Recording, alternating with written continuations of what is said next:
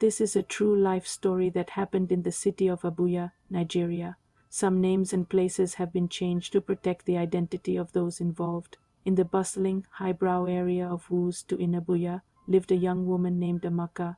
She was the talk of the town, not just for her exceptional skills as a lash technician, but for her breathtaking beauty. Amaka possessed a smile that could melt the coldest of hearts and a body so perfectly sculpted it turned heads wherever she went.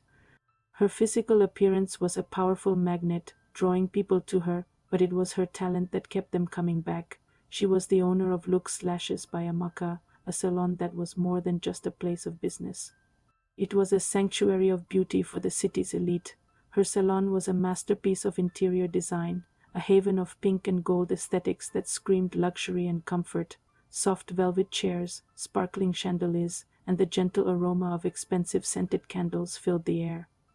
Women from all walks of life, bankers, lawyers, entrepreneurs, and the wives of influential men flocked to her establishment. They came not only for her famous wispy lash extensions that could make any eye pop, but also for the intricate, stylish braids her staff masterfully created. Amakai's salon was the go-to spot for any woman in Abuja who wanted to look and feel like a queen. She was celebrated, admired, and her business was booming. On the surface, Amaka was the epitome of success. A young, beautiful entrepreneur living the dream. But beneath the glossy veneer of her perfect life, a sinister secret was brewing, a darkness that was as deep and captivating as the lashes she fixed. What her numerous, adoring clients didn't know was that the beauty they gained in her salon came at a terrible, unseen price. Amaka was not just a lash tech. She was a practitioner of dark arts, a weaver of evil charms. Her success wasn't built on hard work and talent alone. It was built on the stolen fortunes and happiness of the very women who patronized her. Every flutter of the new lashes she installed, every strand of hair she braided, was accompanied by a silent, malevolent ritual. Amaka had an altar hidden away in a secret room in her salon, where she would take personal items from her clients: a fallen strand of hair from the braiding floor, a used cotton pad from a lash session, or even the residue from a tissue they used. With these items, she would perform her dark rituals, whispering incantations that siphoned the luck, joy, and prosperity from her clients and transferred it all to herself. The effects were slow at first, almost unnoticeable. A client who had just celebrated a major promotion at work would suddenly find herself facing unexpected professional setbacks. Another, who was in a blissful, loving relationship, would find her home filled with inexplicable arguments and strife, leading to a bitter breakup. A successful businesswoman would watch her once thriving enterprise crumble for no logical reason. These women would leave Amaka's salon feeling beautiful and confident, their eyes sparkling with new lashes, completely oblivious that their inner light, their very essence of happiness, had been dimmed.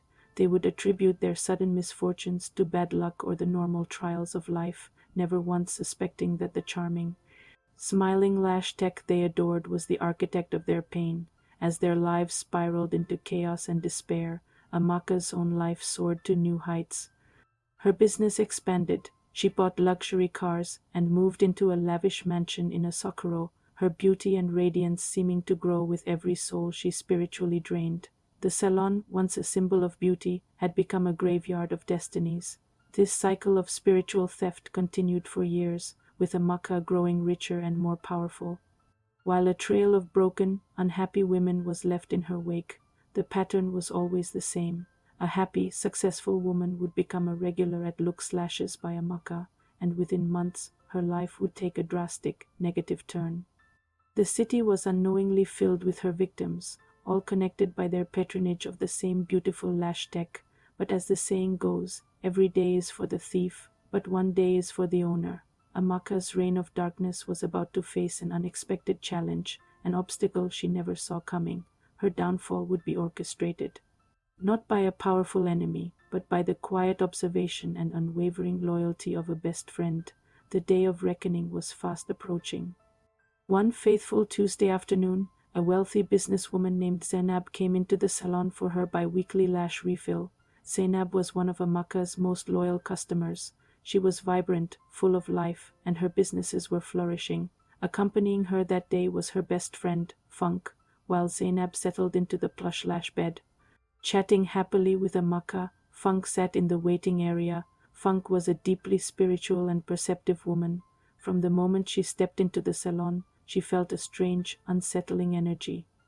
The opulent decor felt cold and suffocating to her, and Amaka's dazzling smile seemed predatory. She watched Amaka work on Zainab's lashes, her movements precise and her demeanor friendly, yet Funk's spirit was troubled. She couldn't shake the feeling that something was terribly wrong. Over the next few months, Funk watched in horror as her best friend's life began to unravel. Zainab, who was once the life of the party, became withdrawn and perpetually sad. Her major business contract, which was supposed to be a sure deal, was cancelled at the last minute. Her loving suddenly called off their engagement, citing flimsy excuses. Zainab was a shadow of her former self, and no matter how much she tried, she couldn't pinpoint the source of her sudden string of bad luck. Funk, however, had a growing suspicion. She noticed that Zainab's misfortunes always seemed to intensify after a visit to Amaka's salon. She tried to warn Zainab, telling her she felt a dark energy around the lash tech, but Zainab brushed it off. Funk, don't be so superstitious. Amaka is a sweetheart. You're just being paranoid, she would say. Determined to save her friend, Funk decided to take matters into her own hands. She knew she couldn't expose Amaka without concrete proof, so she devised a plan. One evening, knowing Amaka often worked late, Funk pretended to be a new client who had gotten lost and needed to use the restroom. She had called the salon earlier to confirm Amaka was alone. The unsuspecting security guard, familiar with the faces of clients, let her in. While Amaka was busy tidying up the front of the salon, Funk slipped away towards the back, guided by the strange, cold energy she had felt before. Her intuition led her to a door that was slightly ajar, a door that was not meant for clients. Pushing it open, she was met with a sight that made her blood run cold. It was Amaka's secret altar room. The room was dark, lit only by black candles. In the center was a small table covered with pictures of her clients, including a large one of Zainab. Beside the pictures were strange effigies, bowls of dark liquid, and personal items, strands of hair, nail clippings, and pieces of fabric.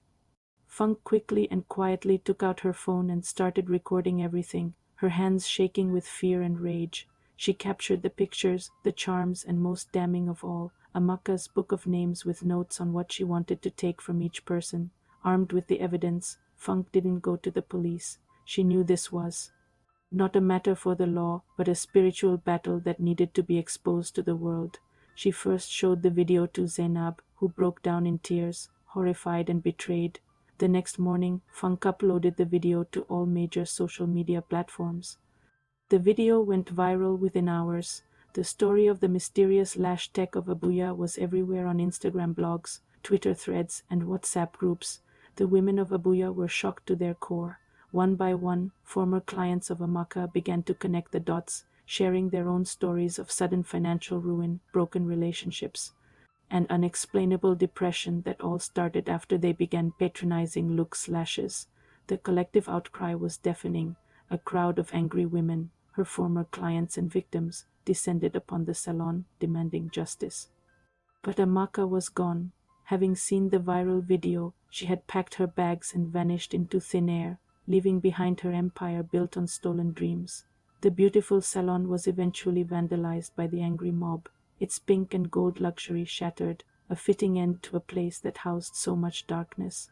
The story of Amaka serves as a powerful and chilling lesson. In a world where people are desperate for success and beauty, we must be careful who we allow into our personal space. Not all that glitters is gold, and not every smile is genuine. Evil can wear the most beautiful and charming disguises. The pursuit of external beauty should never come at the cost of our inner peace and spiritual well-being. We must learn to trust our intuition, that gut feeling that tells us when something is not right, just as Funk's intuition saved her friend. Our own inner voice can be our greatest protector. Be vigilant, be discerning, and remember to guard your spirit jealously, for in the end, it is the most valuable thing you possess.